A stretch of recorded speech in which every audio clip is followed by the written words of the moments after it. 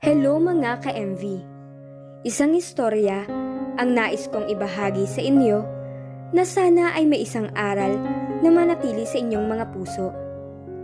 Ito ay isang series story na sana'y subaybayan at magustuhan ninyo.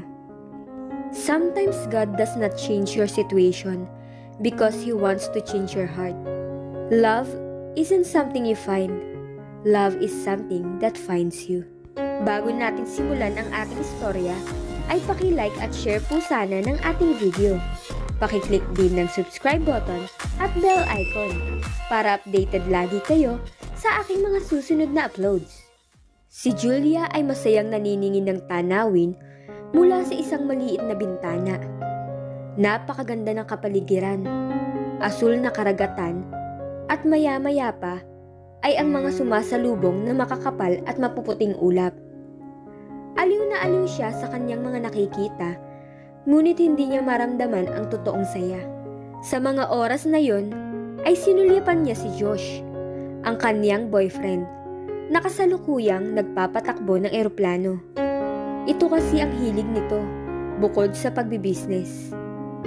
Ang binata ay isang businessman, at dahil doon, ay nakabili ito ng sariling isla. Isang isla na gagawin niyang isang tanyag na resort. Niyaya niya si Julia upang puntahan ang isla pag siya ay dumating na galing Europe. Ilang araw ang lumipas at dumating na nga si Josh. Tinawagan siya nito para sabihing susunduin siya. Gagamitin nila ang isang private plane papunta sa isla. May gusto sana siyang sabihin sa binata, ngunit pinagpaliban na lang muna niya dahil sa saya at excited sa mukha nito. Ngayon, ay dumiretso na sila sa eroplano at nagsimula na silang i-enjoy ang mga tanawin. Hindi maintindihan ni Julia ang kanyang pakiramdam. Bakit parang kinakabahan ka? Takot ka ba sa heights? Tanong ni Gerald. Si Gerald ay matalik na kaibigan ni Josh. Palagi na rin nila itong nakakasama sa mga gimmick na may kasama ding babae. Ngunit nung nakaraan lang ay naging single na ulit ito. Medyo lang. Nilingon ito ni Julia sa likuran ng kanyang pinagkakaupuan. Hindi naman siya natatakot pero parang hindi siya mapakali. Iba ang pakiramdam niya na parang nag-aalala. Hindi siya mapanatag ng mga sandaling yun. Tingnan niyo yun oh, sabi ni Gerald. Mga magagandang tanawin na ang sarap tingnan. Para bang mga paintings. Inilabas agad ni Gerald ang kamera niya upang kuhaan ito ng mga litrato. Ito naman ang hobby ni Gerald, ang magkuha ng litrato. Naging abala ito sa pagkuha ng litrato, samantalang si Julia ay pinagmamasdan lang siya dahil naaaliw dito si Julia. Kapag kinasal kayo, make sure na ako ang photographer ah, sabi ni Gerald. Make sure okay ang schedule mo. Sagot naman ni Julia. Oo naman. Sabihan niyo lang agad ako. Kailan ba kayo magpapakasal? Tanong nito. Tumahimik lang ang dalawa. Sorry, is that a thoughtless question? Dagdag ni Gerald. Napangiti lang si Julia. Mukhang joker kasi si Gerald. Minsan seryoso, pero mas madalas palabiro. Yes, it was. Pero don't worry, kilala na kita, so I'm not offended. Sagot ni Julia. Ouch naman, sagot ni Gerald. Don't worry, i-work out natin yan. Dapat nga noon ka pa niya niyayang magpakasal. Hindi pa siya natatakot na baka matauhan ka? Tawa pa ni Gerald. Tumawa lang si Julia kasi parang siya ata ang dapat mangamba. Hindi nga niya alam kung paano siya nagustuhan nito. Napakayaman ni Josh. May-ari siya ng kumpanya. Halos mga modelo, artista, at beauty queen ang mga nagiging kasintahan nito. Nagkakilala sila sa isang hotel kung saan ginanap ang isang business seminar at meeting para sa ilo-launch na new products. Nang maglakad siya papunta sa hallway, ay nakita niya ito na nakasandal sa pader at parang malalim ang iniisip. Nahikayat siyang kausapin ito. Hanggang sa nagpunta na agad siya sa coffee shop at nag-usap hanggang magmadaling araw. Inihatid siya nito sa bahay at kinuha ang cellphone number niya. At doon nagsimula ang lahat. 3 years na silang magkarelasyon. Sa mga panahon na yon, ay walang araw na iniisip niya na baka bigla na lang itong humiling ng paghihiwalay.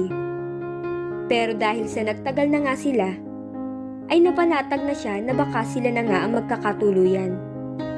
Until recently, confident man si Josh, sabi ni Julia. Paano kung may ibang magkagusto sa'yo? Tanong ni Gerald. Nailang siya nang tingnan siya ni Gerald. Para kasi siyang kinikilatis nito. Pero ngumiti na lang siya pabalik dito. Puro ka talaga biro, Gerald. Sita ni Julia. Eto talaga ako eh. Don't worry, magiging mas maganda ang relasyon niyo ni Josh. Paano mo naman nasabi? Feeling ko lang. Sorry if inistorbo ko kayong dalawa. Nagpumilit kasi akong sumama. Gusto ko kasing mapuntahan yung isla at madaming nagsasabi na sobrang ganda daw doon. Nangati akong kumuha ng mga litrato. Don't worry, hindi ako magiging istorbo. Oo naman, alam ko. Sagot niya dito. Muli ay naitanong niya sa sarili kung napag-iwanan na ba siya ng panahon pagdating sa sex. Never pa kasi nila yung ginagawa ni Josh. I really welcome your company, sabi ni Gerald. Sayang lang at single ka ngayon. Burden lang sa akin ang relationship na yan. Nagtawanan lang sila. Ngunit napatigil sila nang biglang maramdaman nilang bumaba ng ilang dipa ang eroplano. Napasigaw siya ng bahagya at napakapit sa sandalan ng kanyang upuan. Sorry about that, sabi ni Josh. Maya-maya pa ay umuga na naman ang eroplano. Wala silang ibang makita kundi makakapal na ulap. Sinabi nito na isa raw ito sa nararanasan ng karamihang mga piloto. Mukhang nagkaroon ng air turbulence. Mabilis naman silang nag-seatbelt. Sobrang panik ang nararamdaman niya pero hindi niya yon pinapakita. Watch out! Sabi ni Julia nang makita ang isang bundok na nakaharang sa dadaanan nila. Kita naman ni Julia kung paano abalang kinokontrol ni Josh ang mga knobs at levers para maiwasan ang panganib. Pinilit niyang pataasin ang eroplano at umaasang sapat na ang kakayahan ng makina nito para malampasan ang bundok. Mabilis naman itong umangat at nalampasan ang bundok. Pero maya-maya pa ay may malakas na tunog ng metal ang sunod nilang narinig. Napasigaw sila nang para bang bumaliktad ang mundo nila at naramdaman na nagpaikot-ikot na sila sa ere. Maya-maya ay nawalan na lang siya ng malay dahil sa matigas na bagay na tumama sa ulo niya. Asul na kalangitan ang unang nakita ni Julia pagmulat ng kanyang mga mata. Napatingin siya sa paligid at napaisip kung nasa saan siya. Ilang sandali ay naaalala niya na unti-unti ang nangyari sa kanila. Punong-puno ng sugat ang buong katawan niya. Ngunit maswerte pa din siya dahil yun lang ang tinamo niya. Tumayo siya at hinanap ang mga kasamahan. Huli na nang mapansin niyang nasa bangin pala siya. At nang subukan niyang tumayo, ay muntik na siyang malaglag. Buti na lang at nakakapit siya sa isang sanga dahilan para hindi siya bumagsak. Tulong! Sigaw ni Julia. Nagbabaka sakali siyang may tutulong sa kanya dahil nararamdaman na niyang nagsisimula ng mabunot ang halamang kinakapitan niya. Napakasakit ng likod niya. Unang naramdaman ni Gerald sa unang pagmulat ng kanyang mga mata. Natulala siya at unti-unting bumabalik ang kanyang ala-ala. Mabilis siyang tumayo upang hanapin ang mga kasamahan. Habang hinahanap ang kasamahan, ay nakakita siya ng usok sa di kalayuan. Nang tingnan niya, ay sira-sirang eroplano. Nakaligtas ba sila? Nasaan sila? Bulong ni Gerald. Namataan niya si Josh. Kung titingnan ito, ay masasabing wala ng buhay at kailangang madala agad sa ospital. Kailangan niyang ilayo si Josh sa eroplano dahil dumadaloy na ang gasolina dito na maaaring maging sanhi ng pagsabog nito. Pupuntahan na sana niyang kaibigan nang biglang makarinig siya ng isang tinig. "Tulong!" Agad na tumakbo si Gerald papunta kay Julia dahil ito ay buhay pa at hindi niya sigurado kung si Josh ay nakaligtas talaga. Malapit nang bumitaw ang halaman sa lupa nang biglang masilayan niya ang mukha ni Gerald. "Abutin mo ang kamay ko!" Mabilis naman itong inabot ni Julia. "Are you okay?" Tanong ni Gerald. Hindi siya makapagsalita dahil sa matinding kaba. "Dito ka lang," nagmamadaling sabi ni Gerald. Ngunit nang papaalis na ito, ay isang malakas na pagsabog ang yumanig sa paligid. Napasigaw ito at dinaganan si Julia para protektahan. "Ano yun?" tanong ni Julia. Hinihingal ito at hirap huminga. "What's wrong, Gerald?" Nilingon ni Gerald ang pinagmulan ng pagsabog. "Okay ka lang ba?" tanong ni Julia. "What was that?" The plane, I think." Si Josh. Nakita mo ba si Josh?" Lungkot ang nakita niya sa mga mata ni Gerald. "Bakit?" Nag-aalalang tanong ng dalaga. "Si Josh. Nasaan ba siya?" "Nakita ko siya malapit sa eroplano na walang malay." Ilang sandali pa bago maintindihan ni Julia ang sinabi ni Gerald. Kung malapit si Josh sa eroplano at sumabog ito, marahil ay kung ano na ang sinapit nito. "Hindi maaari." Umiiyak na sabi ni Julia. Akmang tatakbo ito, ngunit pinigilan siya ni Gerald. "Bitawan mo ako." "Hindi pwede. Masyadong delikado. Baka sumabog pa uli ang eroplano." "Pero paano si Josh? Walang makakatulong sa kanya sa ngayon. Bitawan mo ako. Tulungan natin siya. Kahit subukan lang natin." Hindi na niya naituloy ang pagpunta nang muli itong sumabog. "I told you, it's dangerous," sabi ni Gerald. Hindi niya maintindihan ang gagawin dahil gusto niyang tulungan si Josh. Ngunit delikado, umagos ang luha sa kanyang mga mata. At niyakap naman siya ni Gerald ng mahigpit. "Josh, si Josh." "I know. Hindi pa man lang natin aalamin kung buhay pa siya. Ako na lang ang pupunta." Tumakbo si Gerald papunta sa sumabog na eroplano. Nakatingin siya rito. "No one could survive these explosions," bulong niya. Nanlumo si Gerald sa nakita. Wasak na wasak ang eroplano na hanggang ngayon ay nagliliyab pa rin. Halos wasak ang mga puno sa paligid, sanhi ng pagsabog. Nanikip ang dibdib ni Gerald sa kanyang nakita. "Oh no!" Tinig mula sa likuran. "Damn it! Diba sabi ko stay there?" Ayaw ni Gerald na makita ni Julia ang nakakatakot na nangyari sa kanila. "Josh!" sigaw ni Julia. "Wala na siya, Julia," sabi ni Gerald sabay yakap dito. "Hindi totoo yan." "I'm sorry, Josh." Malaki ang pagdududa na matatagpuan pa nila ito. Malamang ay naging abo na ito. Walang makakaligtas sa ganoong pagsabog, lalo na at sobrang lapit ni Josh dito. Niyakap na lang niya si Julia dahil yun na lang ang tanging kaya niyang gawin sa mga sandaling iyon. Maya-maya pa ay nagpumilit si Julia na maghanap sa mga labi ni Josh. Ngunit nagboluntaryo si Gerald na siya na lamang. Nananalangin ito habang hinahanap si Josh na sana ay buhay pa. Ngunit hindi ata nasagot ang kanyang panalangin. Pakiramdam niya ay pasan niya ang daigdig sa mga oras na yun. Lumapit si Gerald kay Julia at niyakap ng mahigpit ang dalaga. At pagkatapos ay nag-usap sila kung papaano makakabalik sa kanila. Kailangan nilang umalis dahil wala silang kahit anong pagkain doon. Bago umalis ay tumingin muna sila sa eroplano na baka kahit paano ay may mga gamit silang natitira pa. Ngunit nabigo sila. Tanging mga prutas na lang na pwede nilang makita sa gubat ang pwedeng makatulong sa kanila. Wala na ba talaga si Josh? Muling tanong ni Julia.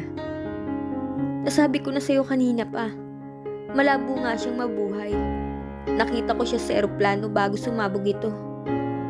Parang sinaksak sa puso si Julia at muli itong umiyak. Si Josh, ang taong nagparamdam sa kanya na may kasama siya. Bata pa lang kasi nang mamatay ang kanyang mga magulang. At ngayon ay nagtatrabaho siya ng mag-isa at nakatira sa isang apartment bago niya nakilala si Josh. I know it hurts, but you need to hear it para makamove on ka na. Wala na siya, Julia. Sa ngayon, sarili muna natin ang intindihin natin. At alam kong yun din ang gusto ni Josh. Napaiyak naman si Julia dahil hindi niya yun matanggap. Pero tama si Gerald. Dapat mag-focus muna sila kung paano sila makakauwi. Sobrang tarik ng bundok. Nang sinimulan nilang maglakbay, ay bigla na lang umulan. Nakahanap sila ng punong pwedeng masilungan, ngunit hindi ito kalakihan. Nababasa na sila unti-unti. Nagulat siya nang bigla na lang siyang akbayan ni Gerald. Julia, umisod ka pa rito para hindi ka mabasa. At muli itong inakbayan ni Gerald para hindi ito lamigin. Sobrang basa ka, Gerald. Okay lang yun. Mas isipin natin kung paano tayo makakauwi. Nanguha muna sila ng mga prutas para makain. We just have to make it through tonight. Things would be better tomorrow. Paano? Think positive. Nakatulog naman agad si Julia. Pangangamba ang naramdaman ni Gerald habang pinagmamasdan niya si Julia. Naasa sa kanya ang dalaga at hindi talaga siya confident na makakabalik sila. Yakap-yakap niya lang ang dalaga buong magdamag.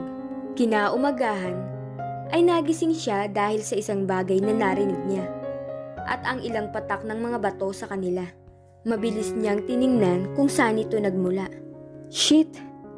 Gulat na nasambit ni Gerald nang makita ang isang malaking batong gumugulong mula sa itaas ng kabundukan. Siguro ay bumigay ito nang bumuhos ang ulan.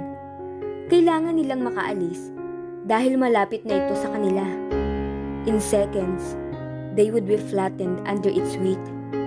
Walang kaalam-alam si Julia sa nangyayari nang biglang may kumabig ng marahas sa kanya. Pagkatapos ay gumulong-gulong sila. Isang malaking bagay ang gumulong sa harapan nila na hindi nila ito inaasahan.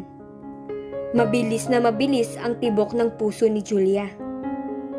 Nakakagulat naman kasi na paggising mo ay ganun agad ang sasalubong sayo. Kitang-kita rin niya sa mukha ni Gerald ang labis na kaba dahil sa pagkabigla. Ano ba yun? Tanong ni Julia tungkol sa malaking bagay na gumulong kanina. Ramdam na ramdam nila ang pagyanig ng paligid. Isang malaking bato. Malamang ay bumigay ito sa lupa dahil sa malakas na ulan kagabi. Nakikita ni Gerald ang kanyang sarili kung sakali siya ay madaganan ng bato. Bato? Oo, pero buti na lang okay tayo. Pakiramdam nila ay nanigas ang buo nilang katawan at nagtataka na bakit parang sunod-sunod ang naging pagsubok sa kanila. Pero gaano kaya sila katagal makakaligtas? Sinasabi ko sa'yo, malalagpasan natin to. Sabi ni Gerald na wari ay nahulaan ang naramdaman ni Julia. Kailangan natin maghanap ng safe na lugar para mapagpahingahan. Kinabukasan, ano ang gagawin natin? Ni hindi nga natin alam kung saan na tayo. For now, we'll take it one day at a time. Or even 1 hour at a time. Nasaan na tayo? Tanong ni Julia kay Gerald. Nakatayo sila sa ibabaw ng isang malaking bato habang nagmamasid sa paligid. Baka kasi may matanaw sila na kahit na isang palatandaan para makauwi sa kanila. I have no idea. Nagpapasalamat na lang sila na kahit papaano ay nakakakita sila ng mga puno na hitik sa bunga para meron silang makain.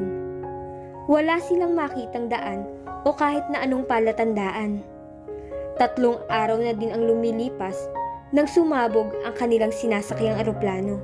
Doon na din sila naliligo sa talon at nagpapahinga sa ilalim ng malaking puno. Kailan kaya tayo makakabalik? Wala akong idea kung kailan.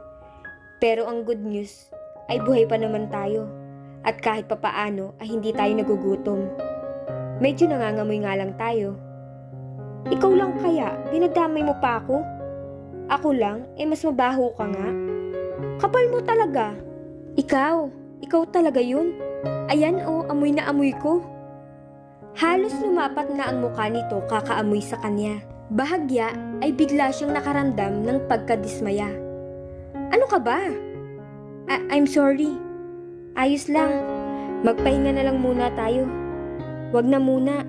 Maglakad na tayo para mas mabilis tayong makahanap na kahit na anong palatandaan para makauwi. Isang araw ay labis silang natuwa nang makarinig sila ng helicopter. Dali-dali silang umakyat sa bahagi ng kabundukan na hindi masyadong mapuno. Sumigaw sila at kumaway para kuhain ang atensyon ng nasabing helicopter. Pero hindi sila nakita nito. Madaming beses na naiisip ni Julia na hindi na sila makakalabas pa sa kagubatan at maaaring doon na din sila matuluyan. Namaos na sila kakasigaw at nangalay na ang mga braso nila kakakaway. Ngunit wala pa ding nangyayari. Nilagpasan lamang sila sa kinaroroonan nila. Maya-maya pa ay isang maliit na tuldok na lang ang nakikita ng kanilang mga mata mula sa kalangitan. Napaiyak naman si Julia dahil nawawalan na siya ng pag-asa. Bagsak na bagsak ang pakiramdam nito ng mga sandaling iyon. Maya-maya pa ay hinimas ni Gerald ang kanyang likuran. Huwag mong sabihin makakaya pa natin to at makakauwi pa tayo. Hindi ko sasabihin yun, Julia, pero gagawin natin. Sa palagay mo ba, binabantayan tayo ni Josh? Oo naman. Namimiss ko na siya. Julia.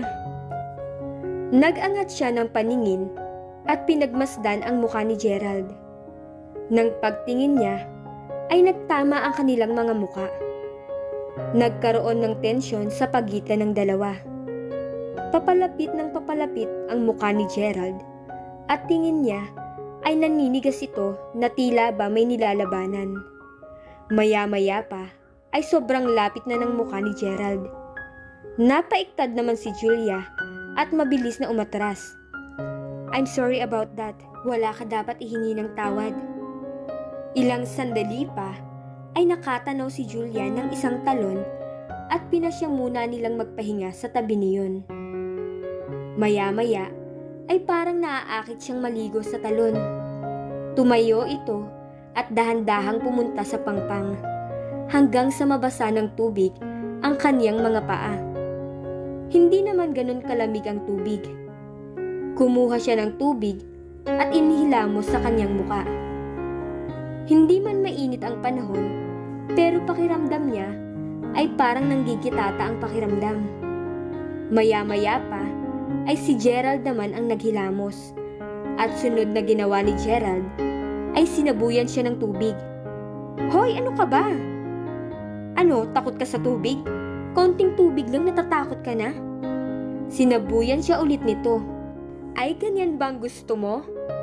Mga ilang sandali pa ay pareho na silang basang-basa. Masayang masaya sila sa kanilang ginagawa. Yun ang paraan nila para maitaboy ang masaklap na sitwasyon at mga pangamba. Biglang tumigil sa pagtawa si Gerald. Nagtaka naman si Julia at napansin niyang ito'y titig na naman sa kanya. Napatingin siya sa kanyang sarili. Natuklasan niyang pareho lang naman siguro kung naghubad na lamang siya. Lalayo na sana siya nang bigla siyang yakapin ito at halikan. Sandali lamang siyang nagpumiglas at maya-maya ay tumugon na rin ito. Mukhang sabay ata silang naimasmasan. Sa oras na titigil siya, ay eksaktong pagtigil din ni Gerald. At pinakawalan siya nito sa pagkakayakap. Mabilis itong tumayo at naglakad palayo. Naisip niya na kabaliwan ang kanyang ginagawa. Kawawala lamang ng best friend niya at ilang araw pa lang ang dumaraan at siya ay nandun para pormahan ang girlfriend nito. Hindi ito ang panahon para mawala sa sarili. Bulong sa kanyang sarili. Yun ang mangyayari kung patuloy siyang titingin kay Julia. Dahil kung titingin siya dito, ay maaari lang siyang matukso dahil sa basang damit nito.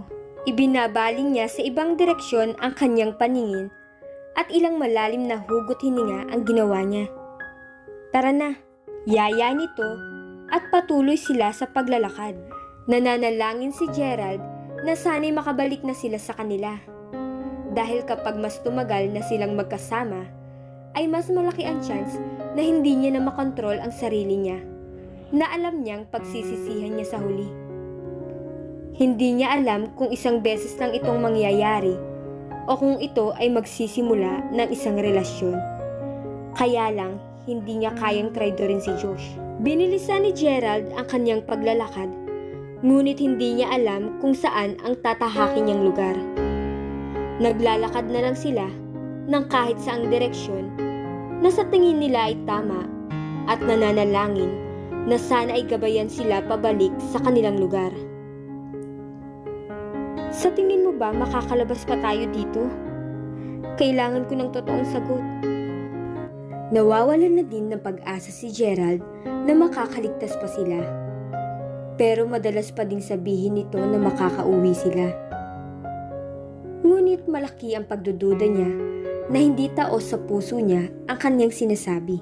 Sobrang pagod na sila. Kakaunti na din ang mga prutas na nakikita nila. Kaya ngayon ay napakatindi ng pagrereklamo ng kanilang tiyan. Masyado na silang nanlalambot at nahihirapan na ding maglakad. Nauuna si Gerald sa paglalakad dahil naniningin ito sa paligid na baka sakaling may mga prutas pa silang pwedeng makain. Hinang-hina na din ang katawan nito. Kung maaari nga lang ay magpahinga na siya.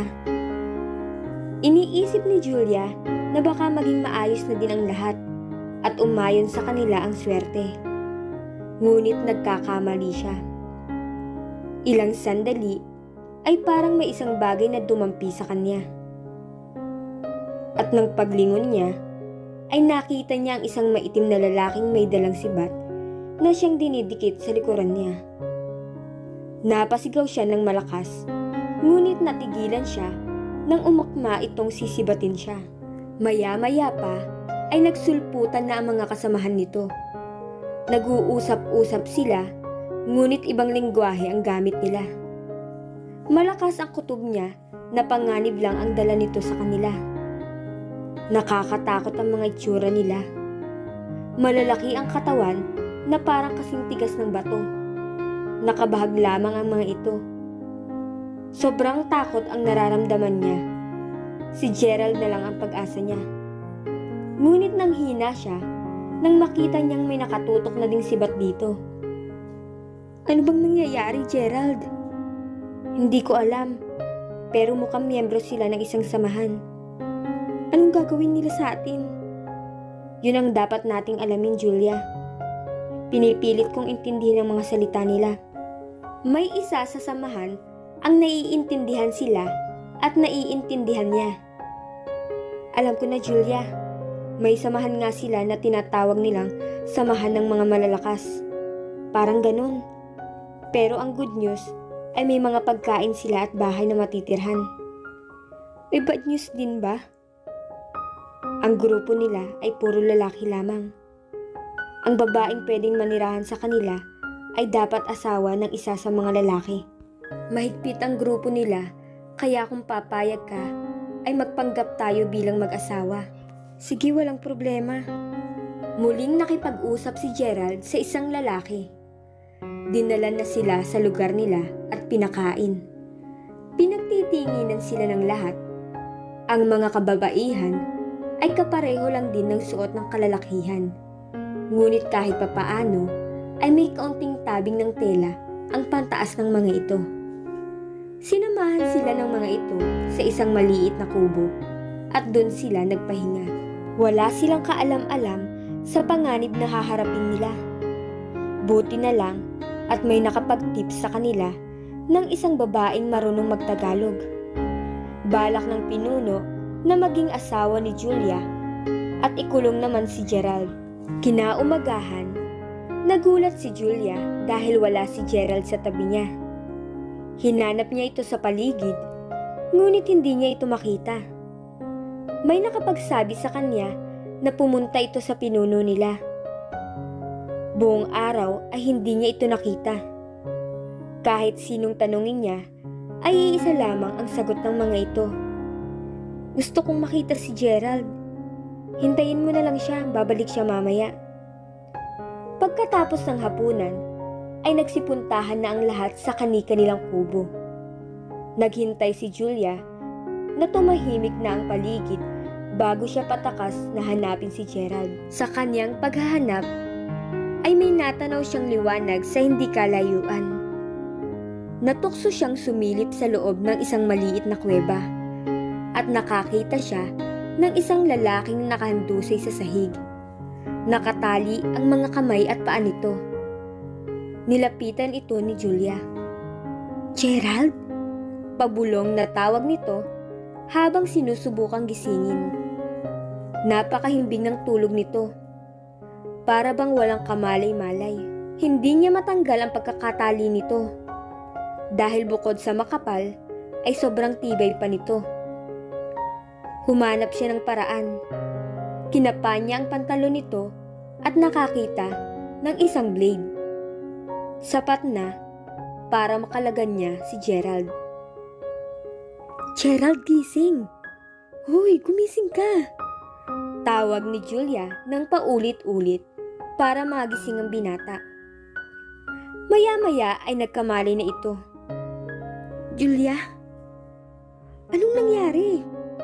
Wala nang oras. Kailangan mo nang umalis dito. Kaya mo bang tumayo?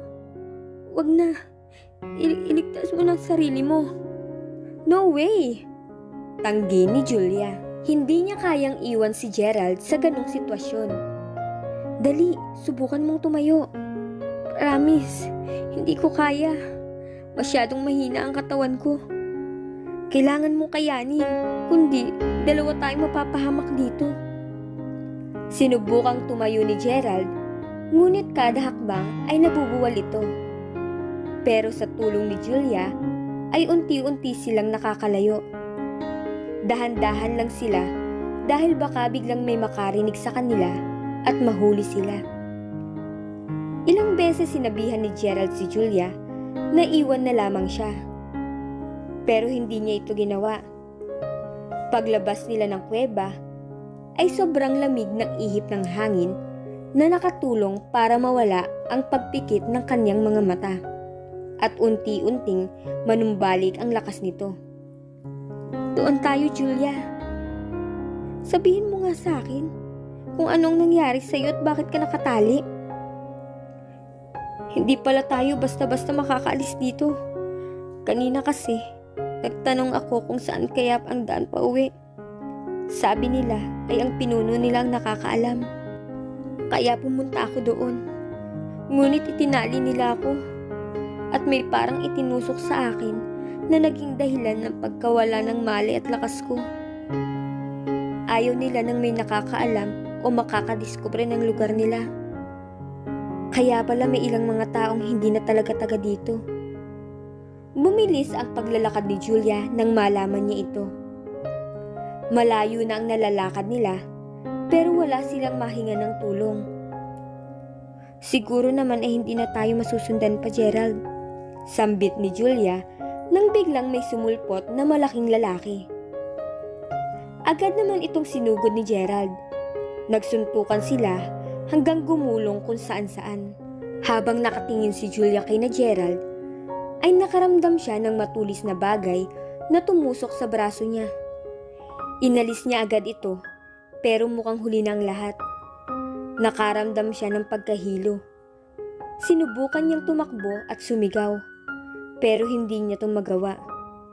Unti-unting nanlambot ang tuhod niya hanggang bumagsak siya sa lupa. Si Gerald naman ay nananakit na ang kamao kakasuntok dahil ayaw na niyang bigyan pa ito ng pagkakataon para makabawi pa. Hanggang sa ito ay nawalan na ng malay. Agad niyang binalikan si Julia, ngunit natagpuan niya itong walang malay. Dinala niya ito at mabilis na umalis sa lugar. Dahil sa pagod, ay binaba niya muna ito. Ayaw niya munang isipin ang maaaring mangyari at wala siyang idea kung nasundan sila. Ayaw niya mang pumikit ay hindi na niya ito napaglabanan pa. Matindi pa din ang talab nang naiturok sa kanya dahil paglapat pa lang ng likod niya sa lupa ay agad napapikit ang kanyang mga mata. Nakaramdam siya ng isang kamay na dumampi sa balikat niya. Susuntukin niya sana ito, ngunit nagulat siya sa tumambad sa kanyang paningin. Paano? Bakit? Ito lang ang kanyang nasabi at tuluyan nang nawala ang kanyang diwa. Pakiramdam ni Julia ay may nilalabanan siyang napakalakas na bagay para hindi bumagsak ang katawan niya. Pinipilit niyang imulat ang kanyang mga mata, ngunit hilong-hilo siya. Umiikot ang buong paligid niya. Nang maimulat niya, ay napakalabo ng paningin niya, pero unti-unti ay luminaw na ito. Una niyang nakita ay ang maliwanag na ilaw. At nang ilibot niya ang paningin, ay para bang nasa isa siyang silid. Ospital? Paano ako nakarating dito? Tanong niya sa sarili sa mga panahon na yun. Tanging naaalala lang niya ay nawalan siya ng malay. Pagtingin niya sa gilid ng kanyang kama, ay may isang lalaking nakayupyup ang ulo at natutulog. Si Gerald. Sobrang saya dahil ligtas sila. At bukod doon, ay natutuwa siya na kahit nasa safe place na sila, ay binabantayan pa rin siya nito. Hinimas niya ang ulo nito at ito ay nag-angat ng kanyang ulo. Laking pagkagulat niya nang makita ang mukha nito. Nasa langit na ba ako? Tanong niya sa isip dahil ang lalaking kalapit niya ay hindi si Gerald. Ito ay si Josh. Kinusot niya ang kanyang mga mata dahil baka namamalikmata lamang ito. Hinawakan nito ang kanyang mga kamay. Buhay ako, Julia. Ako ito. Napatulala lamang siya sa pagkabigla. Si Gerald, yun ang unang nasambit niya. He's fine. Ikaw, kumusta ang pakiramdam mo? Mabuti naman. I thought I had lost you. Ako nga ang dapat magsalita niyan. Nagtataka siya kung paano ito nakaligtas. Miracle na sigurong makoconsider na buhay pa ako. Muntik na rin akong mawala. Yun din ang akala namin ni Gerald. Sabi niya habang nakakaramdam siya ng pagka-guilty. I guess baka hindi ko pa talaga panahon. At kinuwento nito ang nangyari sa kanya. Nang magkamalay siya matapos bumagsak ang eroplanong sinasakyan nila, ay nakita niyang may umaapoy sa ilang bahagi ng eroplano na posibleng maging sanhi ng pagsabog nito. Pinilit niyang bumangon kahit sobrang sakit ng katawan niya. Nasa isip niya na kailangan niyang makalayo agad. Hindi pa man siya sobrang nakakalayo, ay sumabog na ito at yumanig ang kapaligiran. Tumalsik siya at nawalan ng malay. At nang paggising niya, ay may isang lalaking gumagamot sa kanya. Isang mangangaso sa bundok. Akala niya ay mamamatay na siya ng mga sandaling yun. Ni hindi na nga din niya alam kung paano siya nakabalik sa syudad at sa ospital. Tumawag ako ng search and rescue operation para hanapin kayo ni Gerald. Pero maliit daw ang pag-asang buhay pa kayo. Posible kasing nasa loob din kayo ng eroplano nang sumabog ito. Nung medyo malakas na ako, ay nagpumilit akong sumama at labis ang saya ko nung matagpuan namin kayo. Nasaan ba si Gerald? Isip niya ay baka wala na ito at hindi ito maidiretsyong sabihin ni Josh. He's fine. Sa katunayan, ayan nandiyan na siya. Hi Julia, how are you? Tanong ni Gerald. Mabuti naman. Ikaw ba? I'm fine. Ang pakikitungo ni Gerald ay para bang may distansya sila na para bang wala silang pinagsamahan. Mabubuhay yan. Masamang damo kaya yan? Sabi ni Josh. Look who's talking. Tawa ni Gerald. Anyway, I just wanted to check on you. And I'm glad you seem to be okay. I guess I'll be going now. Sabi muli ni Gerald na noon ay tumalikod na pagkatapos magpaalam. Nasaktan si Julia sa kinikilos ni Gerald, and she quickly realized maybe because she had fallen in love with him. Nang makalabas ng ospital at fully recovered na siya, sila ni Josh ay bumalik na sa dati. Ang pagkakaiba lang ay parang mas nakita niya ang pagiging boyfriend nito kesa dati. Ngunit ayaw nang bumalik ng nararamdaman niya. Pero parang hindi din tama na sa matalik na kaibigan pa ng boyfriend niya ito ma-inlove. Kaya lang, hindi na din naman yata mahalaga kung ano ang nararamdaman niya para kay Gerald at mukhang hindi rin naman ito masusuklian. Makalipas ang 1 linggo, si Gerald ay naghanap ng babaeng masasabi niyang kanya. Dati kasi ay nakikipag-date siya twice a week. Ngayon ay halos araw-araw na. Isa sa mga type niya ay si Bea. Maganda ito at may-ari ng isang restaurant at masarap kausap. Ang iba kasi kapag nakakasama niya ay masyadong boring. Naiisip niya na baka ito na ang babae para sa kanya. Nasa isang restaurant si Bea at Gerald nang biglang mapabaling ang paningin ng binata sa may entrance. At sobrang gulat niya nang pumasok din doon si Josh at si Julia na matagal-tagal niya ding hindi nakikita. Sobrang ganda ni Julia at mukhang maayos na talaga ang lagay nito. Napansin ni Bea na may tinitingnan si Gerald. Kilala mo ba sila? Oo. Best friend ko yung lalaki si Josh at girlfriend niya si Julia. Bakit di mo sila tawagin? Kumaway si Gerald sa kanila at nakita agad ito ni Josh. Hindi naman makangiti ng maayos si Julia. Nang makalapit sila, ay pinakilala ni Gerald si Bea. I have an idea. Saluhan niyo na lang kaya kami dito. Alok ni Bea. Of course, sagot ni Josh. Hindi napigilan ni Julia na magtanong. So, totoo pala ang bali-balita na madalas daw kayong mag-date dahil naghahanap tong si Gerald ng babaeng pipiliin niyang magiging asawa niya. Napakasakit ng nararamdaman ni Julia ng mga sandaling iyon. Mukhang maganda at smarte tingnan itong si Bea. Bagay na bagay nga silang dalawa. Sina Bea at Josh ang mas madalas mag-usap.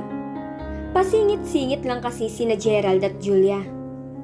Ilang minuto ang nakalipas at nagpaalam na sila Josh. Bagay na ikinaluwag ng hininga ni Julia. Is there something wrong? Tanong ni Bea kay Gerald. Wala.